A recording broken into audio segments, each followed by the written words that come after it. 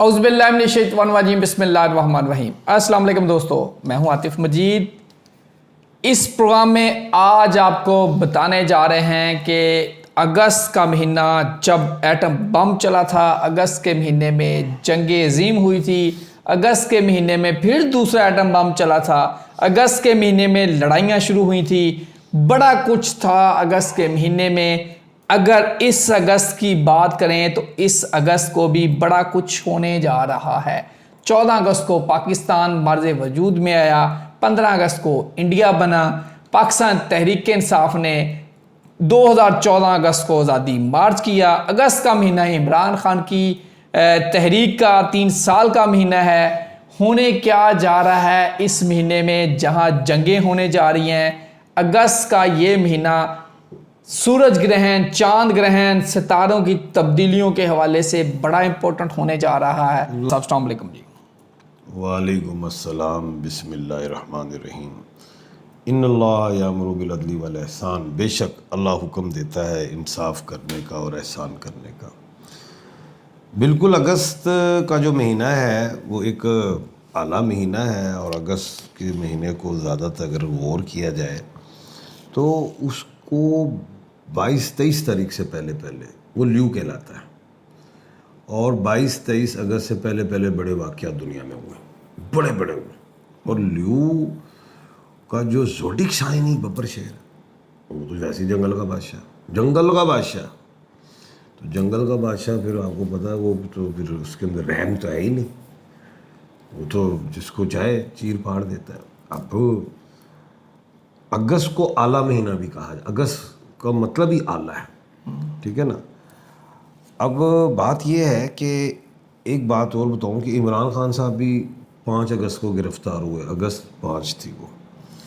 एक बात और है, ज़ियाउल हक शहीद जो है, उनका जो त्यारा था वो जो क्रैश हुआ, उसमें काफ़ी यानी कि आर्मी के लोग, बड़े बड़े अफसरान वो भी शहीद हुए 17 अगस्त को। अच्छा, 88 को 17 अगस्त 1988। ये ईस्ट इंडिया कंपनी जो आ गई थी इधर सब कॉन्टिनेंट में, इधर उनका राज था 300 साल, उनके ख़िलाफ़ तहरीक जो उठी वो बहुत बड़ी बात है। ये भी 8 अगस्त 1942 को उठी, क्विट इंडिया। हाँ क्विट इंडिया, वही बिल्कुल। अच्छा, और नागासाकी पे भी जो एटम बम 9 अगस्त। अब बात कुछ और है। हाँ सर, अगस्त के महीने में 6 अगस्त को भी एटम बम चल रहा है, फिर 9 अगस्त को भी चल रहा है। जापान टारगेट है, अभी भी वैसा ही माहौल बना हुआ है। यही बात करने लगा। अब ये जो 9 है ना, ये तो है ही मरीख का, और 6 है बीमारी सैर जादू का। दोनों डेटों पे एटम बम चला हुआ है। यस, ये समझे जरा बात। 6 अगस्त 1945 और 9 अगस्त 1945। 9 नंबर तो है ही मरीख का, और 6 नंबर वैसे देखें तो उसमें तो बीमारी सैर जादू का। दोनों नंबर बीमारी सैर भी तो आई थी ना, याद है कि नहीं। अब ये फिर एक मामला 2026 में ये चला हुआ है, ईरान और अमेरिका इसराइल का मामला, जो लड़ाई बनी हुई है। अगस्त का महीना सर पे चढ़ा हुआ है। 1 अगस्त को ही ट्रांजिट आया हुआ है वीनस का। तो 31 जुलाई से 1 अगस्त और 2 अगस्त तक पंगा है भी लड़ाई पे देख रहा हूँ। अब 2 अगस्त को मरीख का ट्रांजिट है मथन में, तो मतलब क्या हुआ, 31 जुलाई से 3 अगस्त तक मैं बड़ा पंगा देख रहा हूँ। 4 दिन आप कह रहे हैं खतरनाक है, पंगा है। अब एक और बात बताने लगा, मैंने कहा था कि 22-23 अगस्त से पहले पहले कुछ और भी नेगेटिव है। 12 अगस्त को सूरज ग्रहण है, और 11, 12, 13 तारीखें अच्छी नहीं है, दुनिया के लिए अच्छी नहीं है। अभी मैं बताऊंगा वो क्या अच्छा नहीं है। एक और बात बताता हूं आपको, 17 अगस्त को सूरज ल्यू में मिलेगा, अल्लाहु अकबर, पावरफुल जगह पे। और 17 तारीख क्या है पता है, 8 बनती है, 1 और 7 8, 16, 17, 18 भी खतरनाक डेट है अगस्त की। अब बात है यहाँ पे कि अभी जो अमेरिका और ईरान का जो मामला है, अभी तो कमर दर अकरब हम जो प्रोग्राम कर रहे हैं, कमर दर अकरब पे कर रहे हैं। 24 आ गई है ना, 25 शुरू हो जाएगी कल से जब लगेगा प्रोग्राम। जी हो गया। तो 23, 24, 25 कमर दर अकरब यहाँ पे भी लड़ाई झगड़े रहेंगे। और 27, 28, 29, 30 कुछ बातचीत के लिए पाकिस्तान, वो तो बहुत ही मेहनत कर रहा है कि पाकिस्तान हमारा मुल्क है, पाकिस्तान जो भी हम आर्बिट्रेटर हैं कि लड़ाई झगड़ा ना बने। लेकिन ये जो नेतन्याहू या इजराइल खामोशी से बैठा हुआ ना, उसने अगस्त में वार करवाना है, अगस्त में कोई बड़ा पंगा देगा।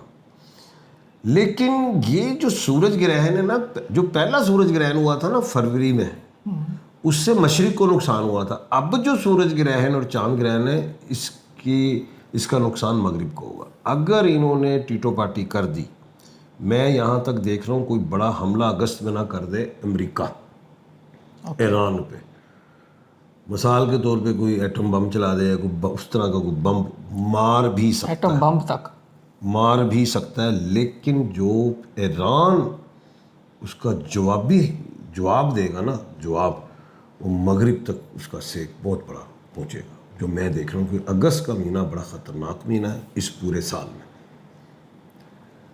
और मैं साफ कह रहा हूँ कि मुझे पहले सूरज ग्रहण और चांद ग्रहण पे मैंने साफ कहा था कि फरवरी और मार्च में मैं लड़ाई देख रहा हूँ, जो मैंने 2025 के एंड में कह दिया था। तो अब मैं कह रहा हूँ अगस्त में कोई बड़ा काम डल रहा है, लेकिन MOU वहीं पे रहेगा, वो सस्पेंड ही है, मुज़ाकरात फिर होंगे, इस्लामाबाद अकाउंट फिर होगा। लेकिन मैं ये देख रहा हूँ कि इसमें बड़ा कुछ होने वाला है। मैंने कहा है, पिछले प्रोग्राम में भी कहा था, मैं 3 हस्तियां एक्सपायर होते देख रहा हूँ, बड़ी याद है, 3 अल्लाह ना करे बड़े जल्जले देख रहा हूँ, हुकूमतों के तख्ते उल्टते देख रहा हूँ बड़े। अगस्त का महीना ऐसे नहीं जाएगा, ये कुछ खा के जाएगा। और ये अल्लाह खैर करे, लेकिन ये नहीं है कि 3rd वर्ल्ड वार लग जाएगी फिर बात वहीं पे आ जाती है। 3rd वर्ल्ड वार नहीं होगा, कोई बड़ा क्रैश हो सकता है, जैसे जहाज क्रैश हो गया था ज़ौलक साहब का, शहीद का। इस दुनिया में कोई बड़ा हस्तियां जा सकती,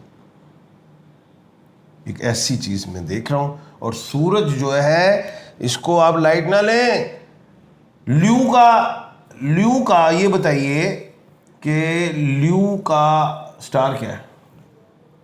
बाकी सबके तो सियारे हैं ना, इसका स्टार क्या? सूरज है। सूरज 17 को ल्यू में और फिर रहेगा। तो ये अगस्त का महीना कोई इतना बेहतर मैं नहीं देख रहा। मैं फिर यही कहूँगा, समझने वाले समझ लें, दुनिया में जो हुकूमतें चला रहे हैं समझ लें, जो बीजा है ना इस साल वो काटना पड़ेगा। अगर कोई इस अगस्त के महीने में कोई भी बड़ी ताकत लड़ाई की तरफ जाती है या छोटी ताकत की तरफ जाती है, छोटी ताकत छेड़खानी, बड़ा कोई भी अगर कोई झगड़ा होता है बराबरी की बुनियाद पे, किसी भी बुनियाद पे, नुकसान बड़ा होगा। और नुकसान उसी को होगा ज़्यादा जिसने पहल की होगी। खान साहब, आप एटम बम की बात कर रहे हैं कि इतना शदीद हो सकता है, ये तो फिर अल्लाह माफ़ करे एटम बम अगर नहीं भी हुआ तो उस टाइप का कोई बम, क्योंकि दुनिया तरक्की कर गई, कितनी सदी है जिसमें उसकी लपेट काफ़ी दूर तक जा सकती, उसका असर, यानी कि एटम बम भी हो सकते, कोई ज़रूरी नहीं कि एटम बम को भी मैंने मद्देनज़र रखा है, क्योंकि मैंने ज़ाहिर हम दोनों ने मेहनत की है कि अगस्त के महीने को चेक किया जाए इसमें क्या कुछ हुआ है। इसमें इराक वार भी थी, इराक, कितनी बड़ी बात। हाँ। इराक ने कुवैत पे हमला कर दिया था, और क्या हुआ था, जिस बड़ी ताकत ने छोटी पे किया, कुवैत ही उड़ गया। क्या कहा है मैंने, जो पहल करेगा वो उड़ जाएगा। आज इराक का वो मामला तो नहीं रहा, एक बड़ी ताकत थी, बड़ा मामला था, सद्दाम हुसैन भी नहीं रहे, यानी कि कुछ भी हुआ, इराक ने कुवैत पे हमला किया, लेकिन उसका असर नेगेटिव पहुंचा इराक को। मैंने साफ कह दिया, जो पहल कर गया इसमें अगस्त में, कोई बड़ा माइंड बना गया, अगर ट्रम्प साहब भी बना जाते हैं, नेथन बना जाता है, तो लेने के देने पड़ जाएंगे। आप इस दफ़ा भी ऐसा कोई माहौल देख रहे हैं? मैं देख रहा हूँ। अल्लाह ताला खैर रखे जी, दुआ करें, सब के लिए दुआ करें, सब के लिए दुआ करें, सब के लिए दुआ करें। ये बड़ा ख़तरनाक महीना, और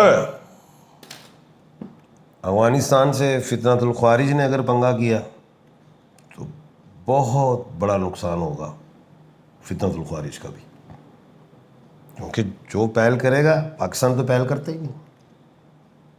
इंडिया ने कोई टीटो पार्टी की, वो ज़ाहिर जंग तो नहीं कर सकता, उसने कोई दहशत गर्दी अगर बढ़ाई इधर बलूचिस्तान या इस साइड पे और फितनतुल ख्वारिज को सपोर्ट किया, तो इसका नुकसान इंडिया को होगा, बड़ा होगा। इसी तरह अगर रशिया टीटो पार्टी कर देता है यूक्रेन पे, तो रशिया को होगा। अगर यूक्रेन करता है रशिया पे, तो फिर यूक्रेन को होगा। जो पहल कर देगा इसमें उसको बड़ा नुकसान होगा। अल्लाह ताला सबको अपने हिफ्ज़-ओ-मान में रखे। आतिफ नीदर, मिश्ता खान, सबको दीजिए इजाज़त। अल्लाह हाफ़िज़। पाकिस्तान जिंदाबाद। पाइंदाबाद।